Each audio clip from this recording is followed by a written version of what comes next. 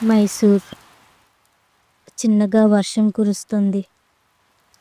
Class room కిటికీ దగ్గర నిలబడి బయటకు చూస్తోంది స్వాతి.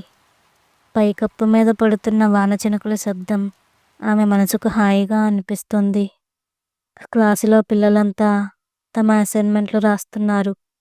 స్వాతి వాళ్ళని చూసి చిన్న నవ్వు నవ్వింది. వాచ్లో టైం చూసుకుని ఇంకా 5 నిమిషాలే అని అనుకుంది. ఇంటికి వెళ్ళి ఈరోజు రాయవలసిన కవిత గుర్తొచ్చింది. స్వాతి ఒక ప్రైవేట్ స్కూల్లో టీచర్. చాలా సింపుల్గా ఉంటుంది. అందరితోనూ గౌరవంగా మాట్లాడుతుంది. స్కూల్లో అందరికీ ఆమె అంటే ఇష్టం.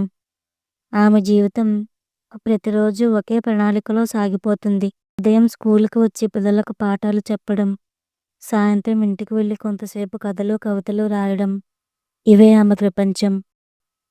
కానీ ఆమె మనసు ఇంకేదో కొత్తదనాన్ని కావాలని కోరుకుంటుంది.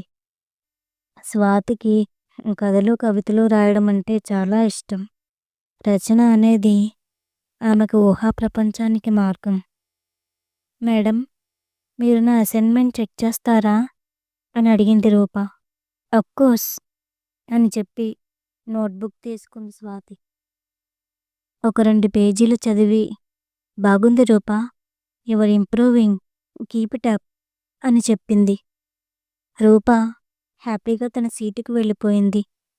సాయంత్రం ఫైనల్ బెల్ మోగింది. స్వాతి తన బ్యాగ్ తీసుకుని స్కూల్ నుండి బయటకు వచ్చింది. వాన ఆగిపోయింది. రోడ్లు తడిగా ఉన్నాయి. మైసూర్ వీధుల్లో నెమ్మదిగా నడుచుకుంటూ వెళుతుంది స్వాతి.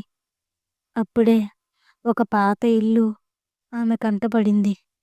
ఆ ఇల్లు చూడ్డానికి విచిత్రంగా, ఆమె కోసం ఎదురు చూస్తున్నట్టు, ఆమెనే పిలుస్తున్నట్టు అనిపించింది. ఒకసారి లోపలికి వెళ్ళి చూద్దామా అని అనుకుంది. ఆ ఇంట్లో దెయ్యాలు ఉన్నాయని స్వాతి చాలా పుకార్లు వింది. కానీ ఆమె అవన్నీ నమ్మే రకం కాదు. ఆ ఇంటివైపు నడవసాగింది. నెమ్మదిగా గేటు తెరిచింది. గేటు తెరుచుకున్న శబ్దం ఆ ఖాళీ ప్రదేశంలో, నిశ్శబ్ద వాతావరణంలో స్పష్టంగా వినిపించింది. మెల్లగా లోపలకు అడుగుపెట్టింది. లోపల చాలా చీకటిగా, చాలా కాలంగా శిథిలమైపోయి ఉంది. మెల్లగా ఒక గదిలోకి వెళ్ళింది. ఆ గదిలో ఒక మూలన పాత ట్రంక్ పెట్టి ఉంది. పెట్టి కొంచెం తెరిచి ఉంది.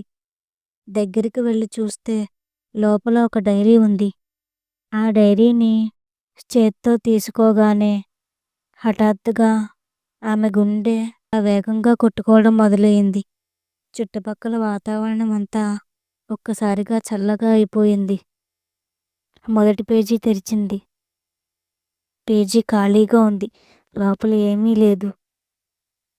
ఇదేమిటి అని అనుకుంది. రెండవ పేజీ తెరవబోతుండగా ఏదో శబ్దం చిన్నగా వినిపించింది. ఏవేవో గుసగుసలు వినిపిస్తున్నాయి. ఆమె తన చుట్టూ చూసింది. వాచ్లో టైం చూసుకుంది. చీకటి పడుతుంది. ఈ టైంలో ఇక్కడ ఎందుకులే, మళ్ళీ వచ్చి చూద్దాం అని అనుకుని ఆ డైరీని తన బ్యాగ్లో పెట్టుకుని అక్కడి నుండి త్వరగా బయటకు వచ్చేసింది. ఆమెకు తెలియని విషయం ఏంటంటే ఆ డైరీ ఆమె జీవితాన్ని ఎన్నో మలుపులు తిప్పబోతోంది. రాబోయే రోజుల్లో ఆమె ఎన్నో సవాళ్లను ఎదుర్కోబోతోంది.